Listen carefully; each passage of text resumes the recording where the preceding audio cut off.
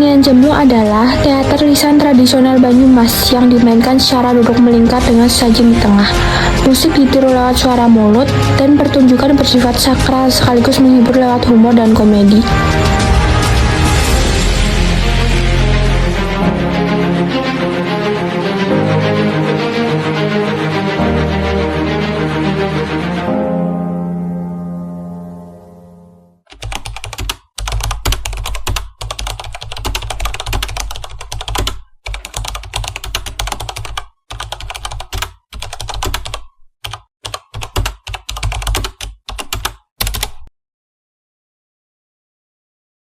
Di sini kami sudah bersama dengan narasumber yang akan mewawancara dengan Bapak Ki Gobek. boleh Pak ceritakan sedikit tentang Tuhan dulu. Oke, ya, tentangnya. Salam Rahayu, salam budaya, salam kesehatan, alam kehidupan. Ya, dalam wayang jemblung. Wayang jemblung itu sebuah bahasa lisan, tutur kata, tutur lisan, sebuah teatrikal yang berasal dari Banyumas. Jadi artinya manakala cerita sejarahnya itu sederhana, orang kepengen nambah wayang sebenarnya, tapi dia nggak punya dana. Muncullah kemudian salah satu orang yang siap untuk mementaskan sebuah event wayang, wayang, tapi sendirian. Sehingga di sini muncul dalam definisi jemblung itu sendiri ini keliru. Ada yang mengatakan itu gemblung. Jadi kan bisa dikatakan dalam tanda kutip ya dalam jemblung. Jemblung itu kan apa namanya satu ornamen gending dalam semua jadikan satu orang itu. Nah orang jemblung kan memang mungkin kayaknya terkenal jemblung. Di samping waktu itu ceritanya itu syarat-syarat utamanya itu ya disiapkan aja makanan apa aja. Biasanya saat itu kan ditanggap itu pesanan, pesanan ya dari tuan rumah. Dari tuan rumah mungkin dia punya hajatan. Nah, kalau ada hajatan itu kan banyak makanan-makanan yang tersedia. Pokoknya makanan apa aja dikeluarin.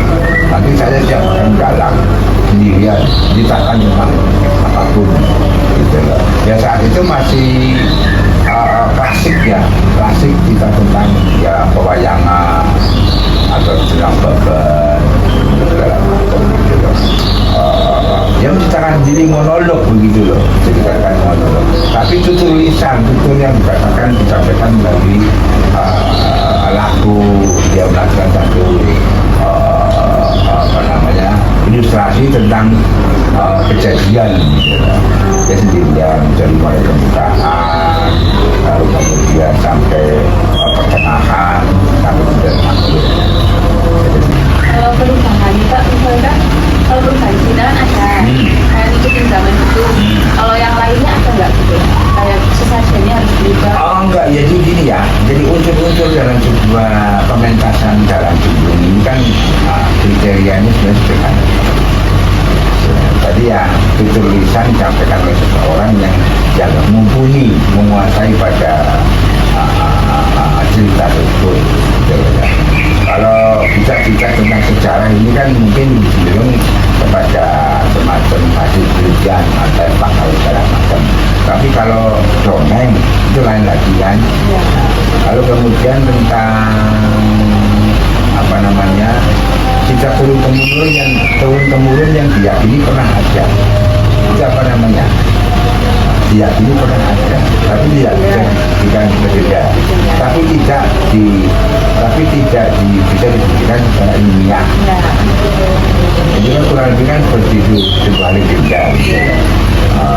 Gitu ya. Kayak misalnya ini Jono tahun sekian. Ya, kurang lebih itu kan ada cuma tokoh masyarakat, ada ketua atau yang bisa menceritakan.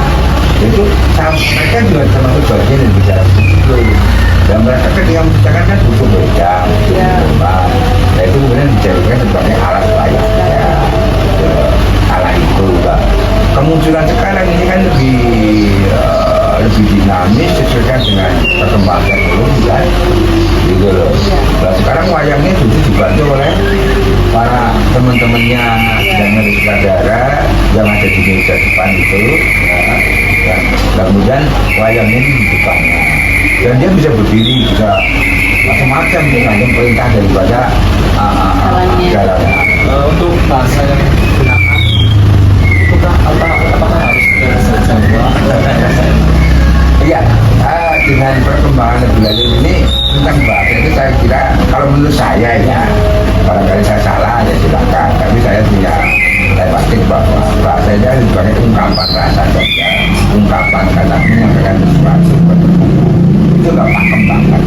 Hanya saja kebetulan memang dalam jumlah itu lahir di Banyumas, sehingga apapun bentuknya akan lebih bagus pakai bahasa Banyumas atau minimal dialek dari dialeknya. Bapak, apa harapan Bapak untuk kesenian Cibung untuk masa depan? Oke. Kalau kita bicara itu tentang itu, you know, Anda tahu tentang apa istilah ekonomi